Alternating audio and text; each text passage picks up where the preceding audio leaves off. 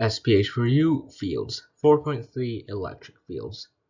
So electric fields are signified by the lowercase Greek letter epsilon, which is shown right here. And electric fields are the lesion in which a force is exerted on by an electric charge. So the SI unit for the magnitude of electric field is electric force per unit charge, so newtons per coulombs. So the electric fields, they can be described graphically via field lines. So this is a positive particle, and field lines radiate outwards from it, like this.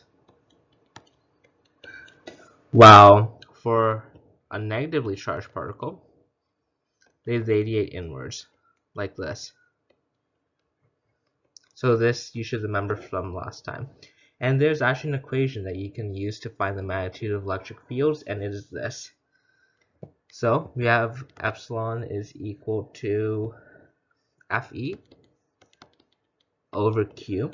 So if we sub in what Fe is equal to, we have KQ1 Q over R squared over Q. So here you can cross out these two Q's because they're the same.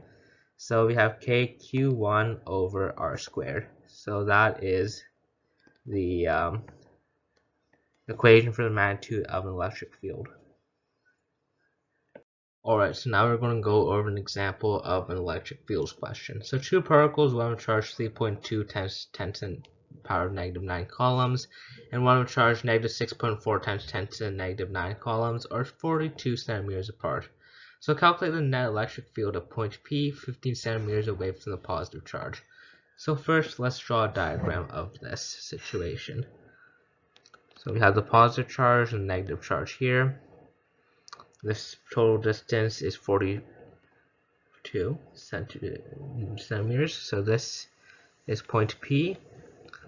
So this is 15 centimeters. So 42 minus 15, that was 27. So 27 centimeters here. And if we draw some very left field lines, we know that this is what they would look like. So everything's going towards the right. So let's make the right our positive reference frame. Alright, so first let's calculate the field strength at point P relative to the positive charge. So let's call that E1.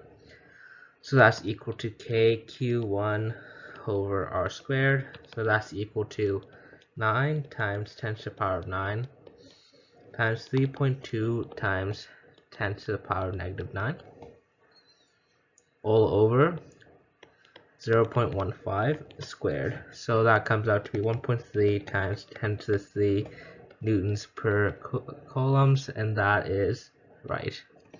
So now let's go on to epsilon 2, E2. So E2 is equal to KQ1 over R squared. So 9 times 10 to the power of 9 times 6.4 times 10 to the negative 9. The reason I got the negative sign is because of the direction that we're doing it. So since it's going towards the right, even though that the charge is negative, we want the value to be positive, so that's why. And this is 0.27 squared, so that comes out to be 7.9 times 10 to the power 2 newtons per coulombs, right?